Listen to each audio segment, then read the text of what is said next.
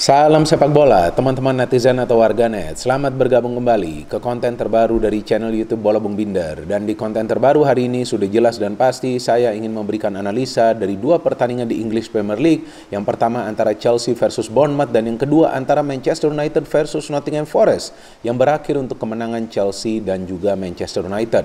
Tentu hasil akhir ini bukan merupakan sebuah kejutan bagi kita ya teman-teman, karena baik Bournemouth dan juga Nottingham Forest bukanlah merupakan tim yang kuat.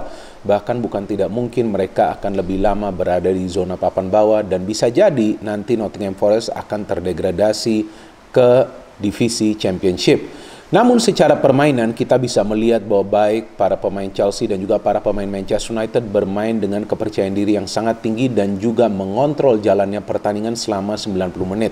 Bahkan menurut saya seharusnya mereka bisa menang dengan jumlah gol yang lebih banyak.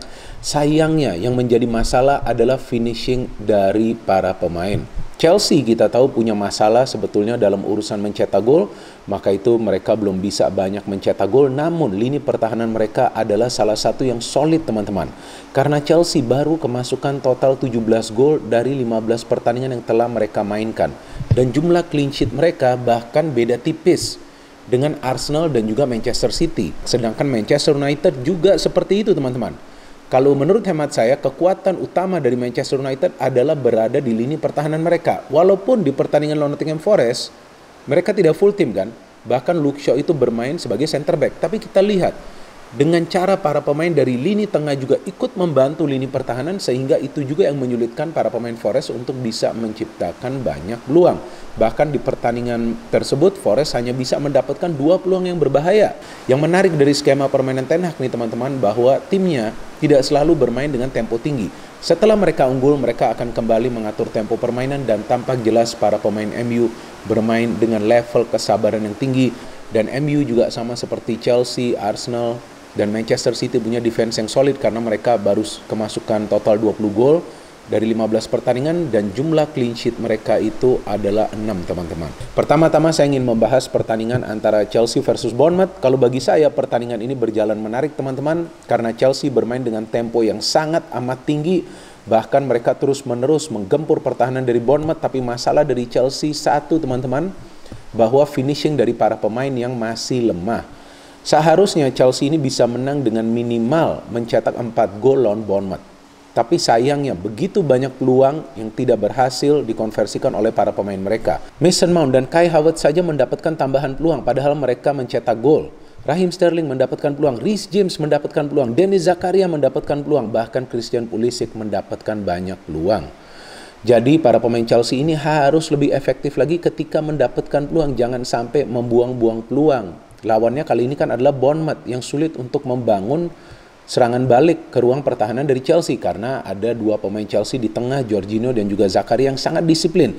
Ketika Zakaria maju, maka Jorginho berada di tengah dan sebaliknya seperti itu. Dan yang saya perhatikan para pemain Chelsea bisa membangun serangan secara bervariatif, gak selalu bermain dari sektor wing, tapi juga bisa bermain dari tengah ketika Jorginho bisa memberikan beberapa kali through pass.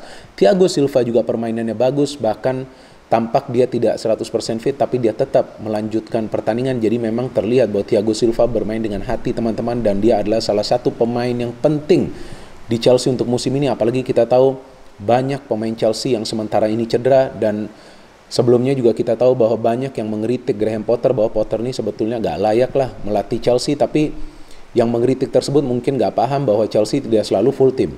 Bahkan untuk pertandingan ini juga kan masih banyak pemain mereka yang tidak bisa tampil. But still, it was a good performance by Chelsea. Benar kan teman-teman? Kalau dari segi permainan mereka agak buruk.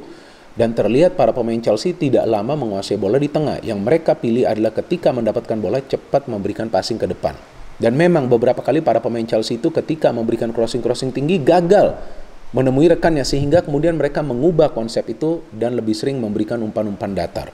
Maka itu gol pertama dari Chelsea itu bisa tercipta ketika Raheem Sterling memilih memberikan umpan secara datar. Dan itu memang ideal bagi Kai Havertz yang juga melakukan pergerakan tanpa bola. Yang sebelumnya juga Havertz mendapatkan peluang ketika Cucurella mengambil free kick itu kan, yang dia sundul tapi tidak on target.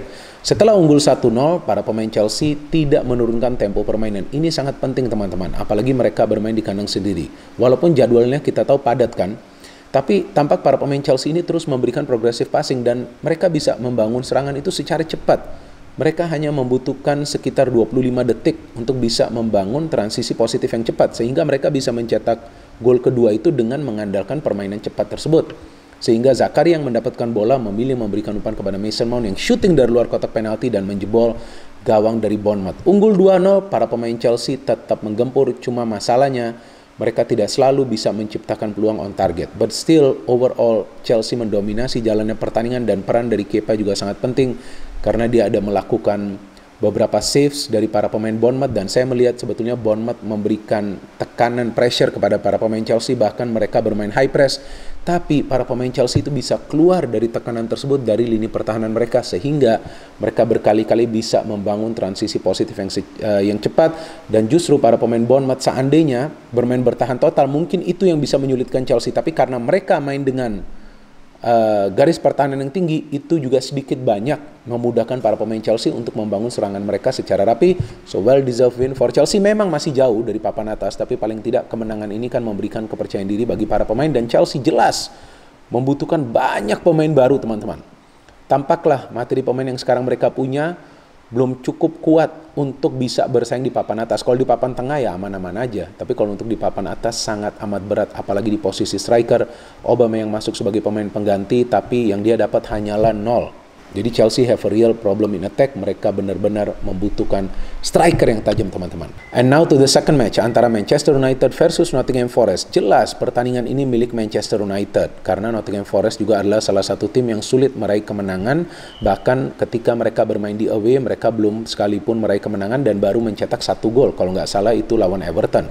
Tapi cara MU bermain ini loh, teman-teman, saya sangat terkesan. Para pemain mereka bersabar dan tidak terburu-buru membangun serangan, maka itu mereka bisa menciptakan banyak peluang emas. Seharusnya MU menang dengan minimal mencetak 6 gol lawan Nottingham Forest. Tapi terlepas juga dari performa penjaga gawang Forest Hennessy yang memang bagus, meskipun kemasukan 3 gol, para pemain MU juga banyak gagal menyelesaikan peluang yang mereka dapat.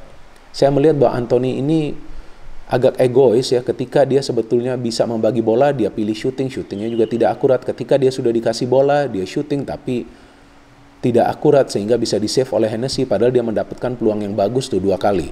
Jadi memang Anthony ini harus lebih cermat lagi ya ketika dia menguasai bola.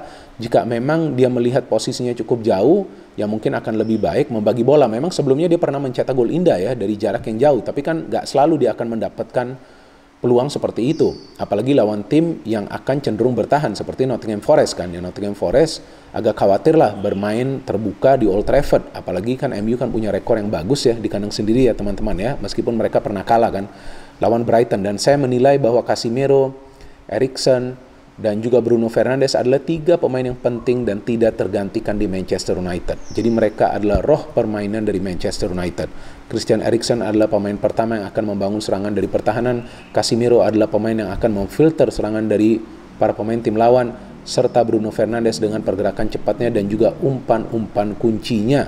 Dan menurut saya Casemiro ini layak diberikan gelar Man of the Match karena meskipun para pemain MU bermain terbuka, tapi Casemiro disiplin banget di lini tengah sehingga dia bisa beberapa kali menggagalkan upaya para pemain Forest membangun counter attack.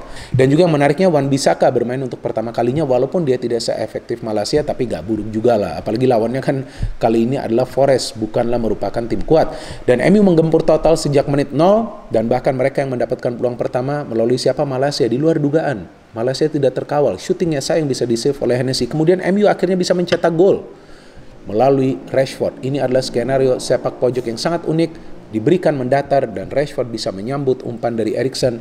Tampaknya ini adalah skenario yang biasa mereka latih di sesi latihan. 1-0 sangat penting bagi para pemain MU, tapi mereka tetap bermain dengan skema yang sama, bermain dengan level kesabaran yang tinggi, lama menguasai bola, mencari rekan yang free, dan akhirnya mereka bisa mencetak gol kedua setelah para pemain Forest itu coba untuk membangun serangan yang cepat, tapi sayangnya para pemain Forest ini tidak bermain dengan kerjasama yang baik, lebih sering mengandalkan skill individu. Casemiro bisa mengambil bola dari kaki pemain Forest, memberikan bola itu akhirnya kepada Bruno Fernandes, dan Bruno Fernandes bisa memberikan umpan jarak jauh yang begitu akurat kepada Rashford. Rashford tidak lama membuang waktu ketika dilihat adalah Martial, dan Martial bisa mencetak gol kedua. Setelah itu terus-menerus MU menggempur pertahanan dari Forest. Sangat disayangkan para pemain mereka tidak bisa lakukan finishing. Forest memang hanya mendapatkan 1 peluang dari Yates, tapi good save by De Gea dengan dadanya. Di babak kedua, para pemain MU tetap tancap gas. Dan terlihat bahwa Erik ten Hag coba untuk menjaga kebugaran dari para pemain MU karena begitu banyak pergantian yang dilakukan. Garnacho bermainnya bagus, Fred yang masuk saja bermainnya bagus. Dan akhirnya Fred bisa mencetak gol. Lagi-lagi ada peran dari Casemiro yang memotong bola di tengah dan bisa memberikan umpan akurat kepada Fred yang mencetak gol keduanya bagi MU di Premier League musim ini. So this is a very perfect win for MU. Memang lawannya adalah tim yang lemah. Lawannya adalah salah satu tim calon degradasi. Tapi lihatlah cara bermain dari MU. Bagus banget teman-teman. Ya, kalian bisa lihatlah bahwa para pemain MU juga tidak melakukan kesalahan dan apalagi ketika mereka menyerang passing-passingnya akurat banget. Dan jangan lupa, MU sekarang sudah lagi tidak diperkuat oleh Cristiano Ronaldo. Dan seperti yang saya jelaskan ketika saya siaran pertandingan ini dan saya ditanya, ini tanpa Cristiano Ronaldo seperti apa nih dampaknya? Sudah saya jelaskan kan pada saat siaran dan juga berkali-kali sebelumnya. Gak bakal ada dampaknya. Karena memang Cristiano Ronaldo tidak masuk dalam rencana dari Erik ten Hag, bahkan Cristiano Ronaldo hanya bisa mencetak 1 gol, tidak selalu menjadi starter. Dan justru tanpa Cristiano Ronaldo, memang MU biasanya produktif dan itu juga terjadi di pertandingan dini hari tadi. So well done for MU, kita tunggu apakah MU bisa konsisten atau tidak. Sama juga seperti Chelsea, apakah mereka bisa bangkit atau tidak dan kembali bersaing di papan atas. Akan menarik teman-teman persaingan di English Premier League karena banyak tim yang punya peluang sebetulnya untuk menjadi juara. Arsenal oke masih di atas, tapi masih ada Newcastle, masih ada Manchester City, jangan lupa masih ada Tottenham Hotspur, dan ini dia MU yang kembali menang di pertandingan dini hari tadi. No hate, no politics, only football. Salam sepak bola.